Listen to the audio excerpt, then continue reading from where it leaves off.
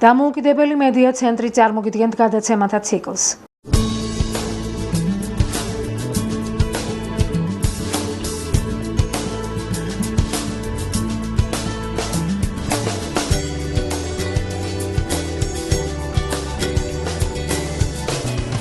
ფერმერის დღიური.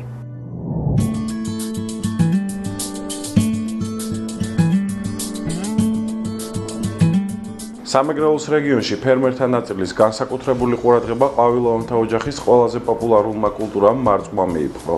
დღეს აქ თანამედროვე სტანდარტების შესაბამისად გამართულ სასათბურე მეურნეობებში სპეციალისტების თქმით საუკეთესო მარწყვა მოჰყავთ.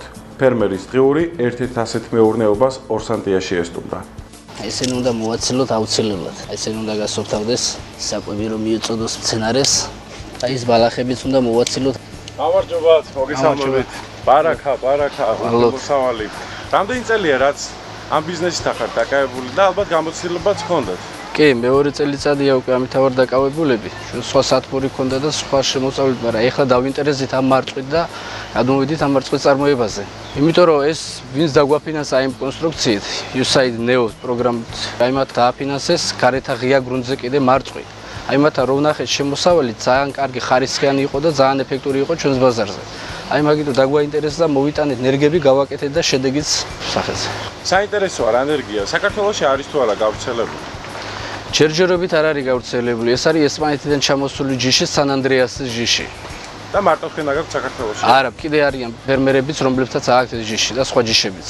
დაახლოებით რამდენი ძირი გაქვთ? დაახლოებით გვაქვს 2700 ძირი. სამეგრელოში რამდენად არის ეს ჯიში ადაპტირებული? გაამართლა თუ არა? კი, ძალიან კარგად მიდის ადგილობრივ ბაზარზე, ხარისხიანია, გემოთაც კარგია. შემახსენეთ რა ქვია ამ ჯიშის მარკა? სან-ანდრეასის ჯიშია ეს მარკა. მაშინ დავაგემოვნებ. შეგიძლიათ დააგემოვნოთ. საკმაოდ არომატული სუნი აქვს. ბატონო რუსლან, რატომ მაინდა-მაინც ეს ჯიში და არა ქართული ჯიშის მარკა?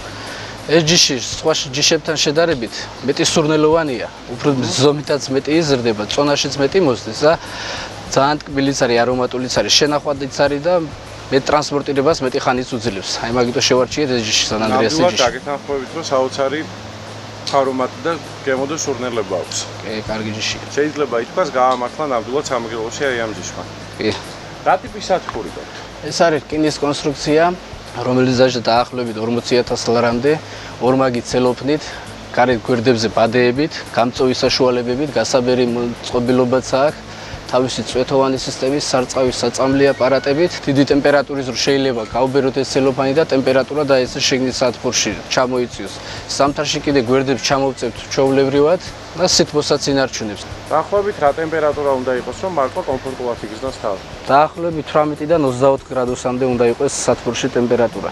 როგორ ზომავთ ტენიანობას? როდის ხვდებით, რომ მოსარწყავია უკვე მარკვა? ტენიანობა იზომება უშუალოდ, არის დანადგარი რაღაც პატარა ისინი არის მოწყობილობები, რომლითაც იზომება ეს ტენიანობა, მაგრამ ჩვენ ეს მოწყობილობა არ შეგვიძენია, უფრო მარტივად ვადგენთ ამას, მოსარწყავია თუ არა და ტენიანობა რამდენია. აი იქ ჩავყოთ ნერგის გვერდით ხელს და ამოგვაქვს მიწა. როცა მიწა იყვრება, აი მაშინ მაგას ტენიანობა აქვს, წყალიც აქვს და არ ჭირდება მორწყვა. როცა არ არის მოსარწყავი. არა, დღეს არ არის მოსარწყავი. როცა არ იყვრება და აიცვა მიწა, მაშინ უკვე აუცილებლად მოსარწყავია.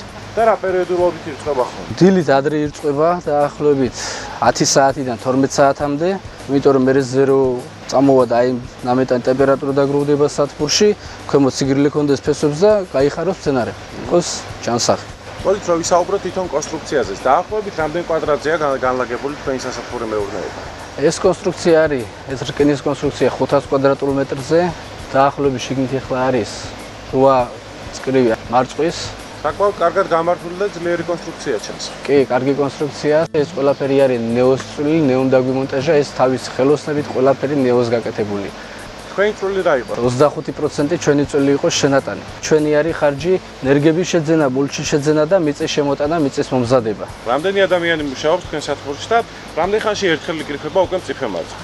ჩვენ სათბურში ძირითადად ოჯახი წევრი ვარ დასაქმებულები, ჩვენ თვითონ უვლით ამ ყველაფერს. შემოსავლით მოკრეფის პერიოდი აქვს, ეხლა ახალი დარგულია ეს მარწყვი, სადღაც 1 თვეა რო იკრიფება და ამას აქვს შესვენების პერიოდი 2 თვე. წელიწადის რომელ დროს ისვენებს? რა პერიოდში აქვს ის ორთვიანი შესვენება? ივნისი-ივლისის თვეში. აი მაღალი ტემპერატურის დროს ისვენებს მარწყვი. მე აგვისტოში ისევ ყვავილობას იწყებს და სექტემბრიდან უკვე ნაყოფი ისევ მოსავლიანია, მოსაკრეფია. და წელიწადში დაახლოებით 10 თვე ისხავს. რა კონდიციაში იკრიფება უკვე ნაყოფი? უნდა იყოს ბოლომდე მწიფე თუ რაღაც უნდა აკლდეს? არა, ბოლომდე დამწიფებული მარწყვი მე ტრანსპორტერებისთვის არ გამოდგება. ამიტომ ცოტათი ადრე თუ მოიკრიფება ერთი დღით ადრე, აი ბოლომდე დამწიფებამდე, ტრანსპორტერებისთვისაც კაია და ბაზარზე გატანის დროს უკვე მწიფეა, სურნელოვანიც არის და ტკბილიც არის თავისთავად. აი ხარი პანკის სახეზე ჯერ ყვითლდება და მე ჭოლებრივ გადადის.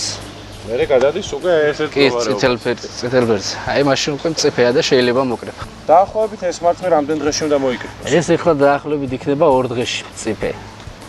ეხლა როგორ არის? ზოგიერთი უფრო წითელია, ზოგი უფრო თეთრი. აი როგორ იკრიფება ეს? ყოველდღიურად იკრიფება თუ არა, ყოველ მეორე დღე იკრიფება, შუალედები აქვს ამას, რომლებიც უკვე მწიფეა, ისინი მოიკრიფება, დავდებთ ამარტად ერთ ადგილას და ყოველ მეორე დღე ვაგროვებთ და ეს გადის ბაზარში. ჭულებ.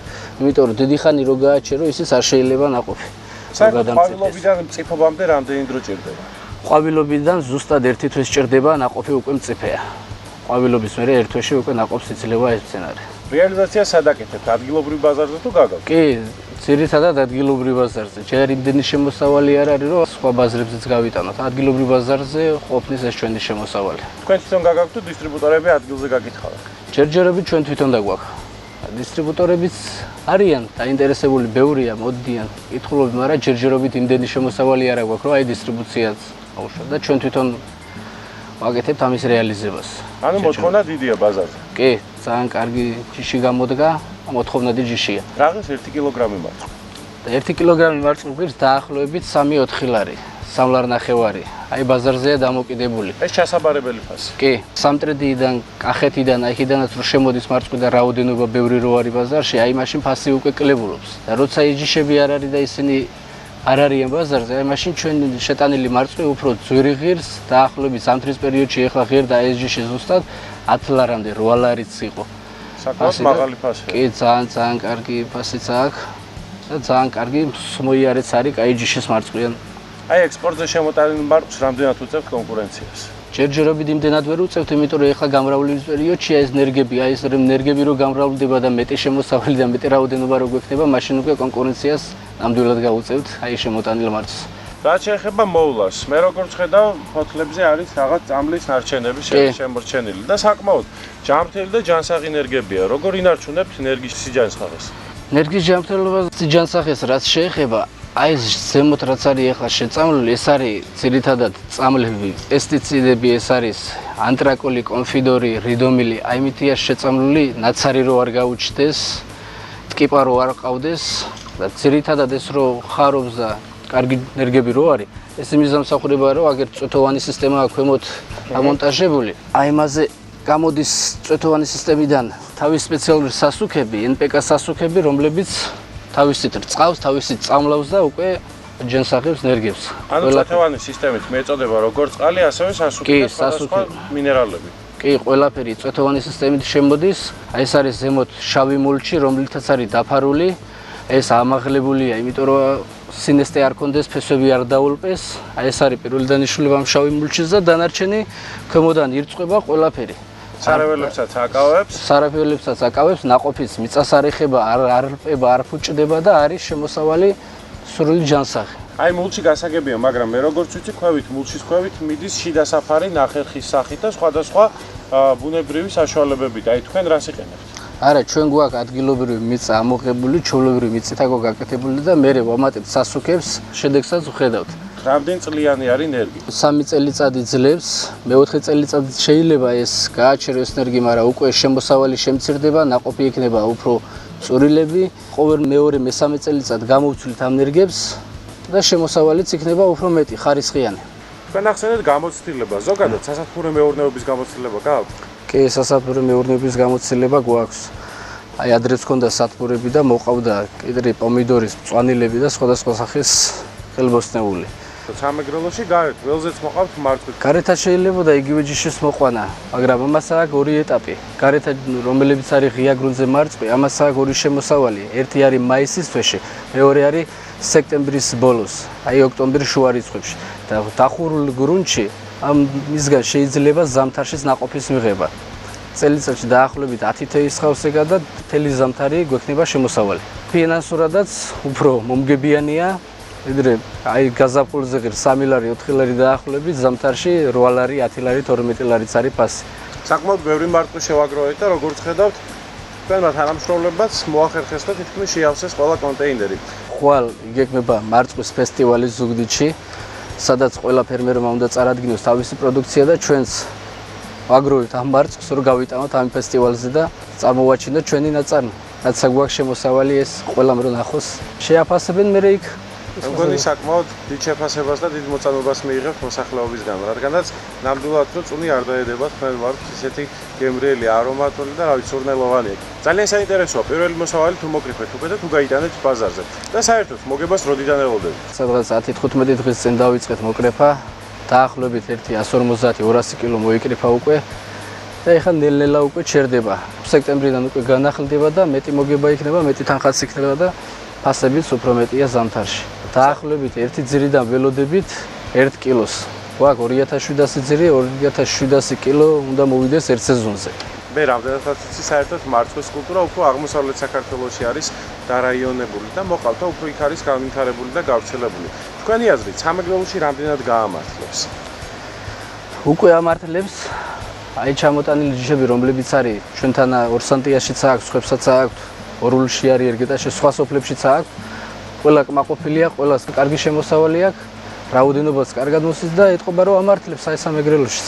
ენერგების რეალიზაციას თუ ახდენთ? ენერგების რეალიზაციას ჯერჯერობით ვერ ვახდენთ, იმიტომ რომ არ გვაქვს გამოყვანილი ეს ჯიშები ჯერჯერობით. ენერგები არ არის წამოსული. აი როცა წამოვა ენერგები, ზოგ ადგილას აქვს უკვე ენერგები და აი მათ წავაჭრით, გადავდგავ და ჭირდება ჩვენ თვითონ სათბურში. ახალ სათბურს ავდგავთ, ისე ენერგი რო არ ვიყიდოთ და სულსგან არ ჩამოვიტანოთ, ჩვენ ენერგი გვექნება და იმას გადავდგავთ ჩვენ თვითონ. ისე ჩემთვის ძალიან საინტერესოა, როგორ ირგვება აი ამ მულტში ენერგი. თუ არის ამის საშუალება, რომ ერთად ჩავრგოთ? კი, შეგვიძლია ჩავრგოთ ერთი ძირი ამოვიღოთ და დავდგოთ ჩავრგოთ. ფერმერის დღიური. დარგვის პროცესი ხდება შემდეგნაირად. აი ვიღებთ ნერგს. აგერ ბოლოს ფესვები რო არის, ეს უნდა წავაჭროთ ცოტა. აი ეს უნდა წაიჭროს, ხო? ბევრი არ უნდა დარჩეს, კიდევ დავამატოთ ცოტა. აი ეს. საკმარისია ესე? კი, ესე უნდა მოვჭრათ. უკვე მოვჭრათ, ხო? კი. აი ესე. ეს მოიჭრა. ეხლა ეს ფოთლებიც უნდა მოვაშორდო, ეს შუაში რომელიც არის, ეს უნდა დაუტოვოთ. ეს უნდა მოიჭრას. კი, ეს უნდა მოიჭრას აუცილებლად. აი ეს, ესეც? ეს გვერდითაც. ეს. აი ეს მეორეც. ესეც. ეს ახალი ამოყრილი დავტოვოთ. კი, ეს ახალი რომ გაიხაროს. ეხლა ჩვეულებრივ დებთ მულჩს ზემოთ. ეს არის სპეციალური რკინისგან გაკეთებული სარგავი მოწყობილობა, რომლის საშუალებითაც ირგვება. ირგვება ეს ენერგი. აი ეს უნდა დავადოთ. კი. ეს ზემოდან დავაწევი და ჩვეულებრივ. და ეხლა ჩავაჭირო უკვე? კი, ჩააჭირე. აი ეს. აი უკვე დარგულია. საკმარისია? კი. დარგულია, მოირწყვება. გაიხარებ ჩვეულებრივად. დარგვის დროს თუ უნდა მოირწყვას? აუცილებლად. წამალშიც უნდა იყოს 1.5 საათი პრევი კურსში, რომ ფესვები კარგად განუვითარდეს და გაიხაროს, არ დაულპეს ფესვი. და გადარგვა რა პერიოდში ხდება? დილი, საღამოს, შუადღეს თუ რა დროს? იმას მნიშვნელობა არა გადარგვის პერიოდს, იმიტომ რომ ძირითადად ოქტომბრის თვეში და თებერვლის თვეში ირგვება. და იმ პერიოდში სეგრილია და პრობლემა არ ექნება მაგას გადარგვის. ფერმერის ჩანაწერები. თქვენის ნებართვით თავიდან გავაკეთებ ამ ყველა პროცედურას, რადგან როგორც კარგი გაკვეთილი ის უნდა დავიმახსოვრო და დავიზეპირო. და შეიძლება მომავალში თქვენი კონკურენტიც კი გამოვიდე და დავიწყო მარწყვის ბიზნესი. კარგით, აბა დავიწყეთ. ფესვები გადავაჭრათ. კი. აი ესე. აი ძველი ღეროები შევაჭრათ. კი. რაც 11-ია. და უკვე მზად არის ჩასარგავი. კი, ჩასარგავი მზად არის. დავდეთ. დავადეთ ზემოდან ჩასარგავი. მოწყობილობა და დავაწექით. აი ეს. ძალიან ღრმად არ უნდა ჩავიდეს. უკვე მზად არის. უკვე მზად არის ჩვენი ნერგი. რათა გაიხაროს და მოგწეს უხვი მოსავალი. კარგი, წარმატებებს გისურვებთ. მომავალში, როდესაც მოვალ უკვე პირველ რიგში გავსინჯავ ჩემ შარგულ მარწყვის ნერგს და შემდეგ თქვენს. გზანდით, რასაც გაიხარდებათ, კარგად გზანდებოდეს. გისურვებთ, აუცილებლად შევხვდებით ხვალ მარწყვის ფესტივალზე. აგროსიახლეები.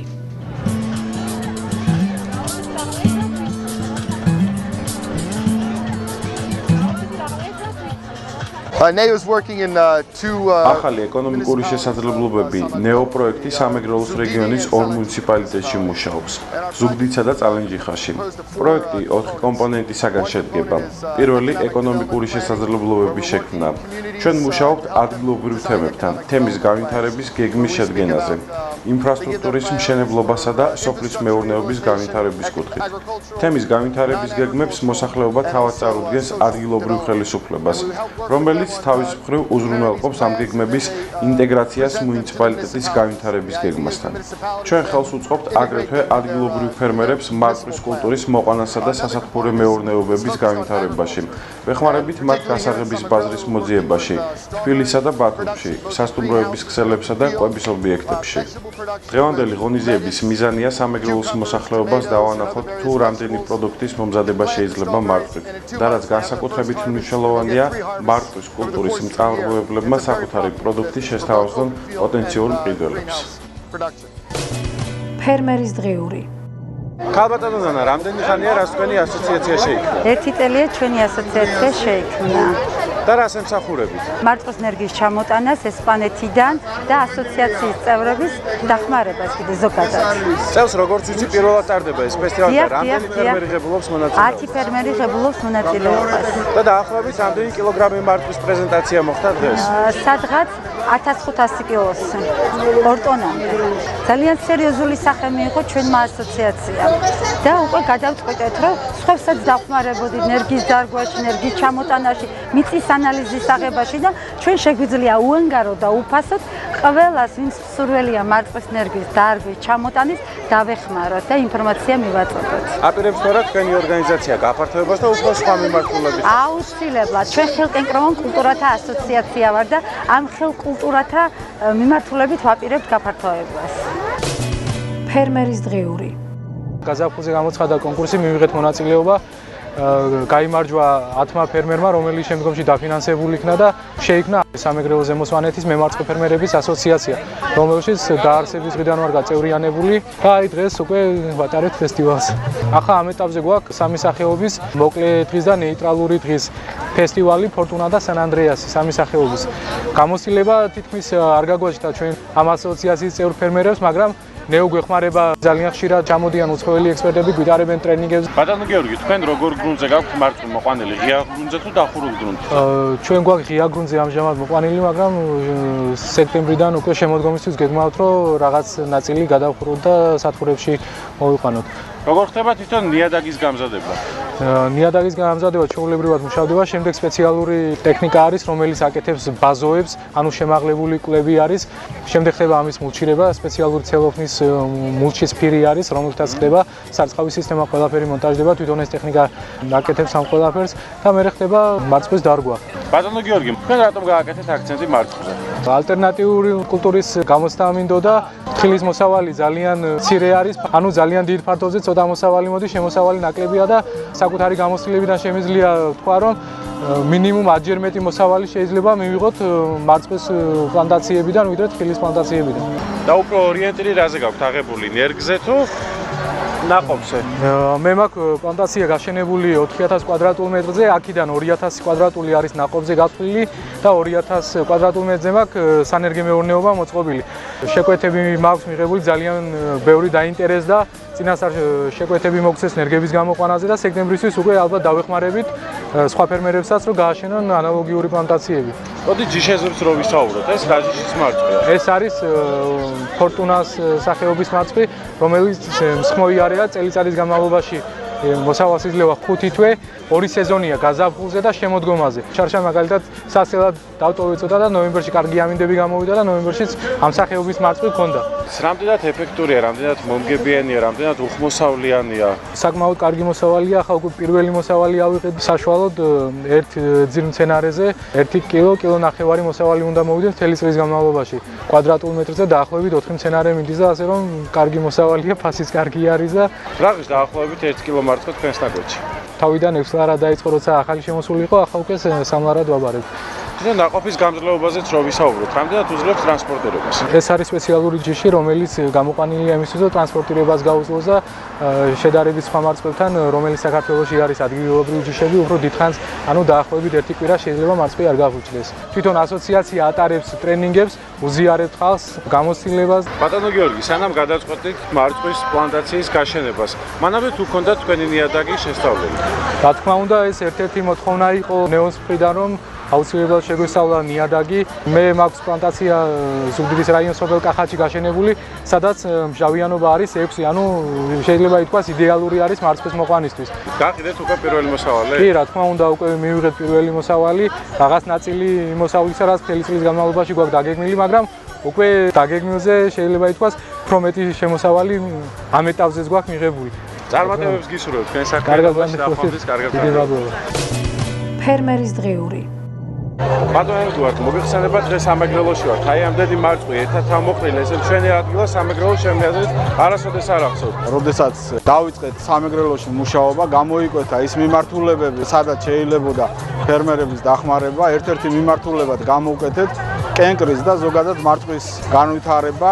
უნდა გითხრათ, რომ სამეგრელოს რეგიონი არის ერთ-ერთი უნიკალური კუთხე საქართველოში, სადაც შეიძლება მარწყვის კულტურის მოყვანა და საკმაოდ ინტენსიურადაც. შევარჩიეთ 10-მდე ფერმერი და ჩვენი პროექტის ფარგლებში დავეხმარეთ ამ ფერმერებს, რომ წარმოედგინათ სადემონსტრაციო, მე ხას უსვავ, იმიტომ რომ ეს პროექტი არის სადემონსტრაციო ხასიათის.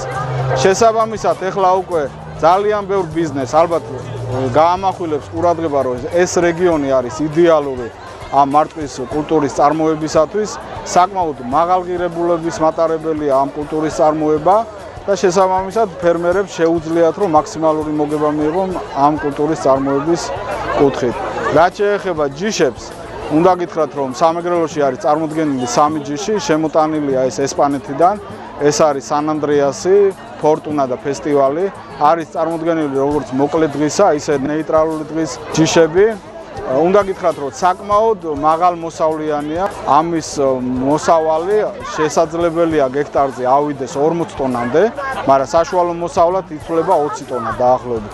თუ გადავითვლით იმ ხარჯებს, იმ შემოსავლებს, რომელიც თითოეული ფერმერმა შეიძლება აი ამ კულტურის წარმოების დროს მიიღოს, საკმაოდ მაღალია და უნდა გითხრათ, რომ თქვენი რეგიონისთვის ეს ალტერნატივაა, გარდა იმისა, რომ თხის აწარმოებს ფერმერი, შეიძლება რომ მცირე მიწაზე აწარმოოს საკმაოდ დიდი რაოდენობის მარწყვი და რაც მთავარია, მას შეუძლია აწარმოოს ეს მარწყვი, როგორც დაუშვათ ზაფხულის პერიოდში, ასევე შემოდგომისა და გაზაფხულის პერიოდში.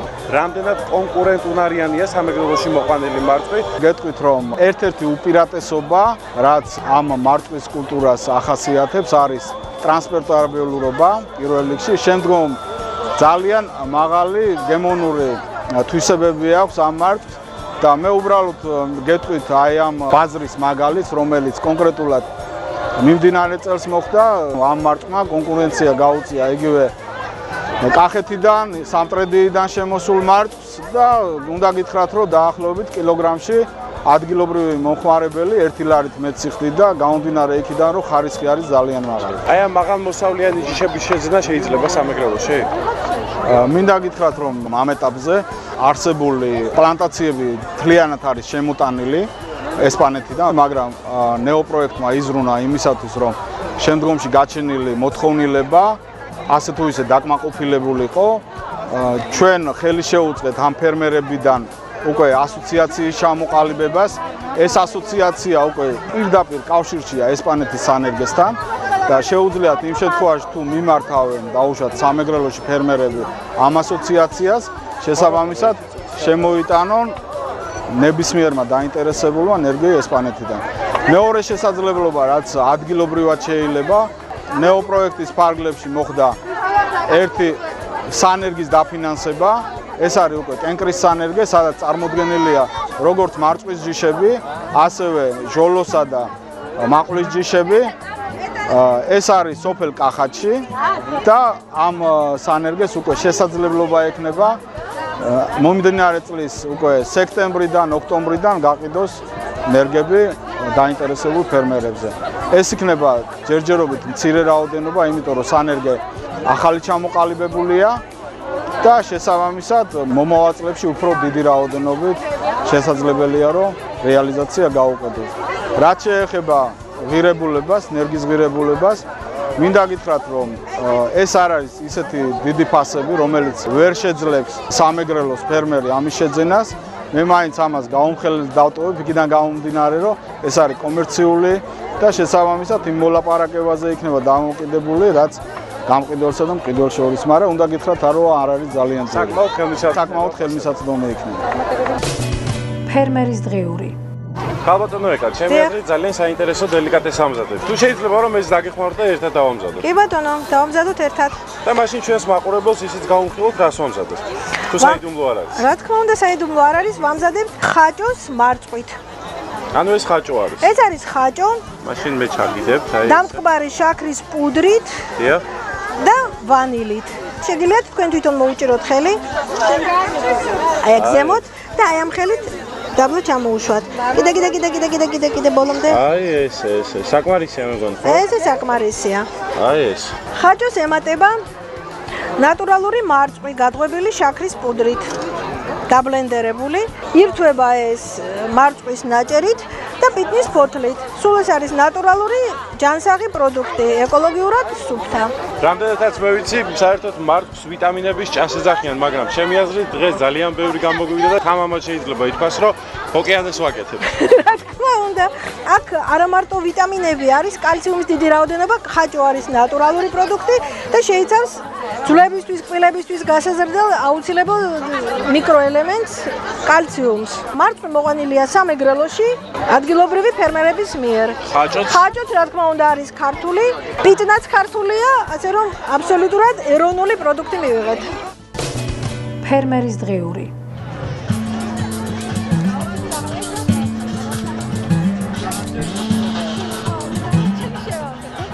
დაახლოებით რამდენი ხანი აკეთებით აი ამ գործს? ესე იგი, ამას ვაკეთებდით ჩვენ დაახლოებით 3-4 დღის განმავლობაში. ჩართული ვარ სადღაც 34-მდე ქალბატონი. თითოეულმა ქალბატონმა გავინაწილეთ ბისკვიტები და გამოვაწყეთ სახლებში. აქ არის სულ 80 ბისკვიტი, 1500-მდე ნაჭერი არის. რამდენი კილოგრამი მარწყვი დაიხარჯა? დაიხარჯა 50 კილოგრამზე მეტი მარწყვი, 1500-მდე კვერცხი არის. ეს გაკეთებულია დიდი სიყვარულით. ჩვენ ძალიან გვინდა რომ აი ასეთი პრეზენტაციები კიდევ გაგრძელდეს და უამრავი იყოს ჩვენს ქალაქში. რამდენი კონდიტერი იყო ამ საქმეში ჩაბმული? სადღაც 20-მდე ჩართული იყო. შეიძლება დავაგემოვნო. დიახ, რა თქმა უნდა, გენაცვალე. მე მგონი მე პირველი ვიქნები ვის დააგემოვნო. დიახ, თქვენ პირველი იქნები, ვინც დააგემოვნებთ ამას. აბა, სპეციალურად ფერმერის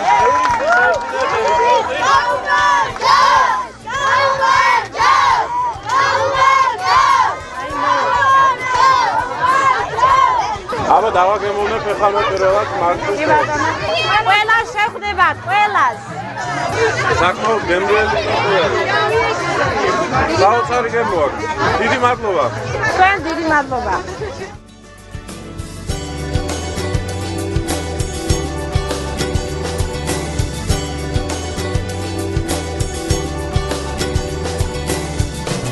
პროექტს ახორციელებს არასამთავრობო ორგანიზაცია დამოუკიდებელი მედია ცენტრი გაეროს განვითარების პროგრამისა და ნორვეგიის მთავრობის ფინანსური მხარდაჭერით.